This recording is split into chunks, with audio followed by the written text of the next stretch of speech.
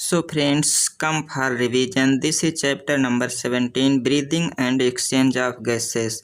As you have read earlier, oxygen in bracket O2 is utilized by organism to indirectly break down nutrient molecule like glucose and to drive energy for performing various activities.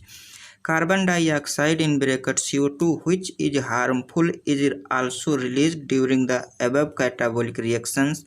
It is therefore evident that oxygen has to be continuously provided to the cells, and carbon dioxide produced by the cells have to be released out.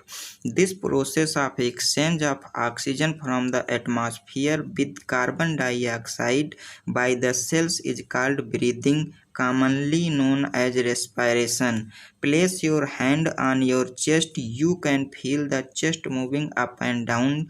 You know that it is due to breathing. How do we breathe? The respiratory organ and the mechanism of breathing are described in the following sections of this chapter. 17.1 Respiratory organ. Mechanism of breathing vary among different group of animals depending mainly on their habitat and level of organization. Lower invertebrates like sponges, coelacanths, flatworm, etc. exchange oxygen with carbon dioxide by simple diffusion over their entire body surface. Earthworms use their moist cuticle, and insects have a network of tubes in bracket tracheal tube to transport atmospheric air within the body. Special vascularized structure called gills are used by most of the aquatic arthropods and mollusks, whereas vascularized bag called lungs are used by the terrestrial forms for exchange of gases. Among vertebrate, fishes use gills, whereas reptiles, birds, and mammals respire through lungs. Amphibians like frog can respire through their moist skin also. 17.1.1 Human Respiratory System. We have a pair of external nostrils opening out above the upper lip. It leads to a nasal chamber through a nasal passage. The nasal chamber opens into nasopharynx, which is a portion of pharynx, the common passage for food and air. Nasopharynx open through the glottis of the larynx region into the trachea. Larynx is a cartilaginous box which help in the sound production and hence called the sound box. During swallowing, glottis can be covered by a thin elastic cartilaginous flap called epiglottis to prevent the entry of food into the pharynx.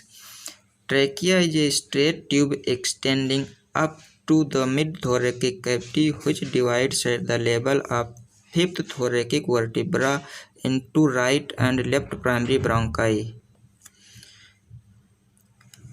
Each bronchi undergoes repeated division to form the secondary and tertiary bronchi and bronchioles, ending up in very thin terminal bronchioles. The trachea, primary, secondary, and tertiary bronchi and initial bronchioles are supported by incomplete cartilaginous rings. Each terminal bronchioles give rise to a number of very thin, irregular walled and vascularized bag-like structure called alveoli. The branching network of bronchi, bronchiole, and alveoli comprises the lungs. In bracket figure 17.1, we have two lungs which are covered by a double-layered pleura with pleural fluid between them. It reduces friction on the lung surface. The outer pleural membrane is in close contact with thoracic lining. Figure 17.1 Diagrammatic view of human respiratory system in bracket sectional view of the left lungs is also shown. Whereas the inner pleural membrane is in contact with the lung surface, the part starting with the external nostril up to the terminal bronchiole constitute the conducting part, whereas the alveoli and their duct form the respiratory or exchange part of respiratory system. The conducting part transport the atmospheric air to alveoli, clear it from foreign particle, humidifies and also brings the air to the body temperature. Exchange part is the site of actual diffusion of oxygen and carbon dioxide between blood and atmospheric air. The lungs are situated in the thoracic chamber, which is anatomically an airtight chamber. The thoracic chamber is formed dorsally by the vertebral column, ventrally by the sternum, laterally by the ribs, and on the lower side by the dome-shaped diaphragm.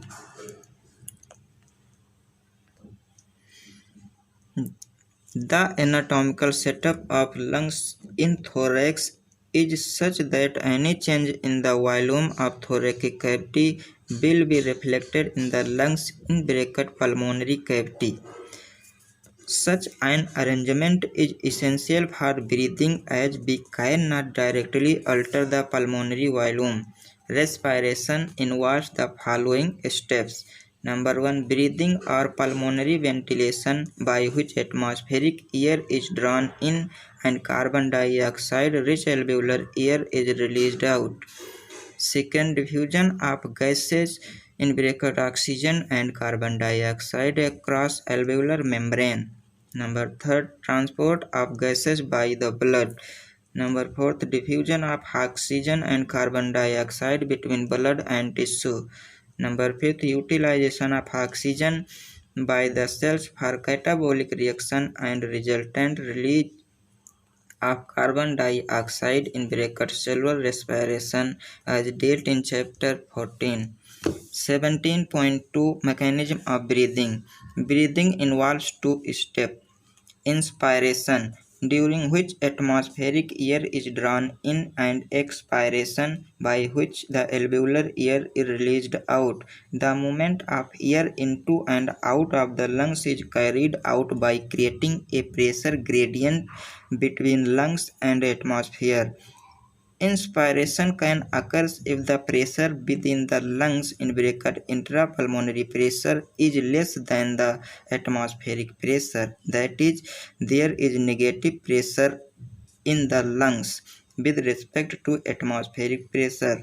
Similarly, expiration takes place when the intrapulmonary pressure is higher than the atmospheric pressure. The diaphragm and a specialized set of muscles, external and internal intercostal muscles between the ribs, help in generation of such gradient. Inspiration is initiated by the contraction of diaphragm, which increases the volume of thoracic chamber in the anterior-posterior axis. The contraction of external intercostal muscles lift up the ribs and the sternum, causing an increase in volume of thoracic chamber in dorsoventral axis. The overall increase in the thoracic volume causes a similar increase in the pulmonary volume. An increase in pulmonary volume decreases the intrapulmonary pressure to less than the atmospheric pressure, which forces the air from outside to move into the lungs. That is inspiration in bracket 17.2. Relaxation of the diaphragm and the intercostal muscles return the diaphragm and sternum to their normal positions and reduces the thoracic volume and thereby the pulmonary volume. This leads to an increase in intrapulmonary pressure to slightly above the atmospheric pressure, causing the expulsion of air from the lungs, that is expiration. In bracket 17.2b, we have the ability to increase the strength of inspiration and expiration with the help of additional muscles in the abdomen. On an average, a healthy human breathes 12 to 16 times per minute. The volume of air involved in the breathing movement can be estimated by using a spirometer, which help in clinical assessment of pulmonary function. 17.2.1 Respiratory volume and capacity. Tidal volume in bracket TV. Volume of air inspired or expired during a normal respiration. It is approx 500 ml. That is, a healthy man can inspire or expire approximately 6,000 to 8,000 ml of air per minute. Inspiratory reserve volume IRV. Additional volume of air a person can inspire by a forcible inspiration. This averages 2,500 to 3,000 ml. Expiratory reserve volume in bracket ERB. Additional volume of air a person can expire by a forcible expiration. This averages 1,000 to 1,100 ml. Figure 17.2 Mechanism of breathing showing inspiration and B expiration. Residual volume in bracket RB. Volume of air remaining in the lungs even after a forcible expiration. This averages 1,100 ml to 1,200 ml. By adding up a few respiratory volume described above, one can derive various pulmonary capacities which can be used in clinical diagnosis. Inspiratory capacity IC. Total volume of air a person can inspire after a normal expiration. This includes tidal volume and inspiratory reserve volume in bracket TV plus IRV. Expiratory capacities in bracket EC. Total volume of air a person can expire after a normal inspiration. This includes tidal volume and expiratory reserve volume in bracket TB plus ERB. Functional residual volume in bracket FRC. Volume of air that will remains in the lungs after a normal expiration. This includes ERB plus RB. Vital capacity in bracket we see maximum volume of air a person can breathe in after a forced expiration. This includes ERB, TB and IRB, or maximum volume of air a person can breathe out after a forced inspiration. Total lung capacity. Total volume of air accommodated in the lungs at the end of forced inspiration. This includes RB, ERB, TB and IRB or vital capacity plus residual volume. 17.3 Exchange of gases. Alveoli are the primary site of exchange of gases.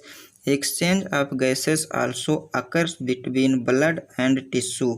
Oxygen and carbon dioxide are exchanged in these sites by simple diffusion, mainly based on pressure or concentration gradient.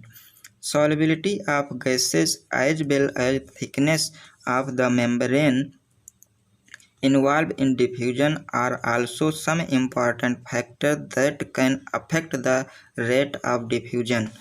Pressure contributed by an individual gas in a mixture of gases is called partial pressure and is represented as PO2 for oxygen and PCO2 for carbon dioxide. Partial pressure of these two gases in the atmospheric air and the two sites of diffusion are given in table 17.1 and in the figure 17.3. The data given in the table clearly indicates a concentration gradient for oxygen from alveoli to blood and blood to tissue. Similarly, table 17.1 partial pressure in bracket in mmHg of oxygen and carbon dioxide at different part involved in diffusion in comparison to those in atmosphere.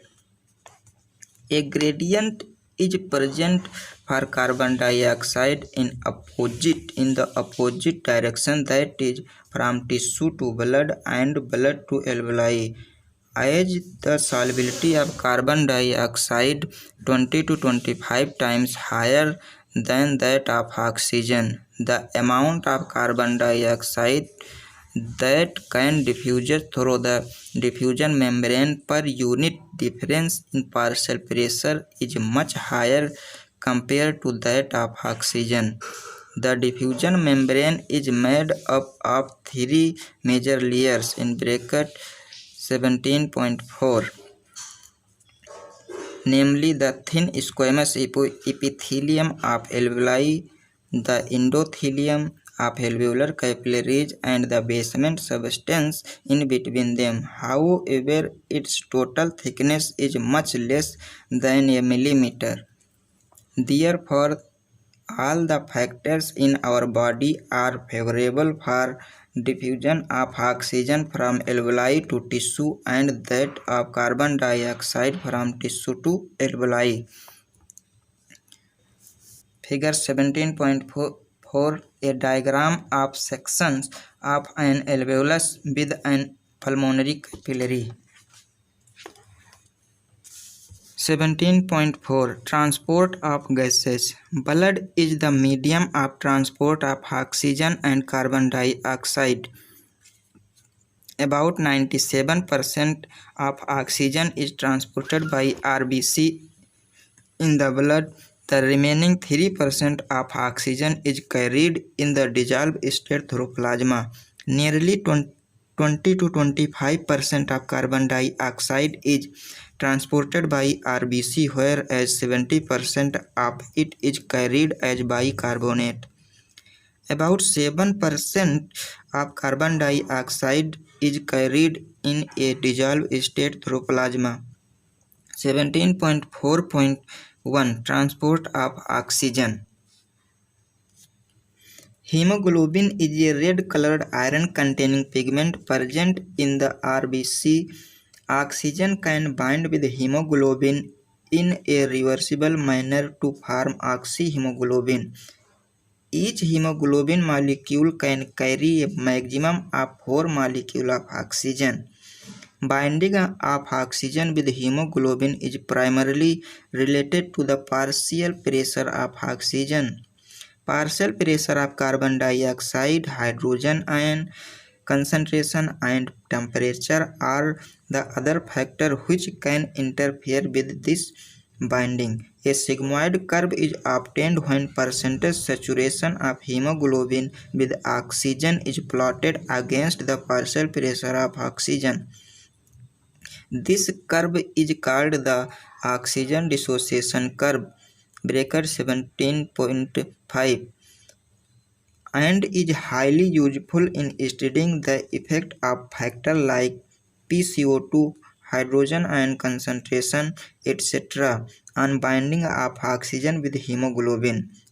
In the alveoli, where there is high partial PO2, low pCO2, lesser hydrogen ion concentration, and lower temperature, the factors are all favorable for the formation of oxyhemoglobin, whereas in the tissue where the low PO2, high pCO2, high hydrogen ion concentration, and higher temperature exist, the conditions are favorable for dissociation of oxygen from the oxyhemoglobin.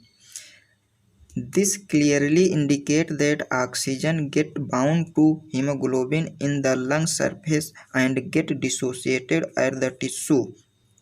Each 100 ml of oxygen blood can deliver around 5 ml of oxygen to tissue under normal physiological conditions. Figure 17.5, Oxygen dissociation curve. 17.4.2, Transport of carbon dioxide. Carbon dioxide is carried by hemoglobin as carbaminohemoglobin in bracket about 20 to 25%. This binding is related to the partial pressure of carbon dioxide. Partial pressure of oxygen is a major factor which could affect this binding. When pCO2 is high and PO2 is low, as in tissue, more binding of carbon dioxide occurs, whereas when the pCO2 is low and PO2 is high, as in alveoli, dissociation of carbon dioxide from carbaminohemoglobin takes place. That is, carbon dioxide which is bound to hemoglobin from the tissue is delivered at the alveoli. RBC contain a very high concentration of the enzyme carbonic anhydrase, and minute quantities of same is present in the plasma too. This enzyme facilitates the following reaction in both directions: CO2 plus H2O, reversible reaction in presence of carbonic anhydrase form H2CO3. H2CO3 again in presence of carbonic anhydrase form bicarbonate plus hydrogen ion. At the tissue site where the partial pressure of carbon dioxide is high due to catabolism, carbon dioxide diffuses into blood in RBC and plasma and form bicarbonate and hydrogen ion. At the alveolar site where the pCO2 is low, the reaction proceeds in the opposite direction, leading to the formation of CO2 and H2O. Thus, CO2 trapped as bicarbonate at the tissue level and transported to the alveoli is released out as carbon dioxide in figure 17.4. Every 100 ml deoxygenated blood delivers approximately 4 ml of carbon dioxide to the alveoli. 17.5 Regulation of respiration. Human beings have a significant ability to maintain and moderate the respiratory rhythm to suit the demand of the body tissue. This is done by the neural system, a specialized center present in medulla region of the brain called respiratory rhythm center is primarily responsible for this regulation. Another center present in the pons region of the brain called pneumotoxic center can moderate the function of respiratory rhythm center. Neural signal from this center can reduce the duration of inspiration and thereby alter the respiratory rate. A chemosensitive area is situated adjacent to the rhythm center, which is highly sensitive to carbon dioxide and hydrogen ion. Increase in these substances can activate this center, which in turn can signal the rhythm center to make necessary adjustment in the respiratory process by which these substances can be eliminated. Receptor associated with aortic arc and carotid artery also can recognize change in carbon dioxide and hydrogen ion concentration and send necessarily signal to the rhythm center for remedial action. The role of oxygen in the regulation of respiratory rhythm center is quite insignificant. 17.6 Disorder of respiratory system. Asthma is a difficulty in breathing causing wheezing due to inflammation of bronchi and bronchiole. Emphysema is a chronic disorder in which alveolar wall are damaged due to which respiratory surface is decreased. One of the major causes of this is cigarette smoking. Occupational respiratory disorders. In certain industries, especially those involving grinding or stone breaking, so much dust is produced that the defense mechanism of the body cannot fully cope with the situation. Long exposure can give rise to inflammation leading to fibrosis in bracket proliferation of fibrous tissue and thus causing serious lung damage. Workers in such industry should wear protective masks. Chapter completed. Thank you.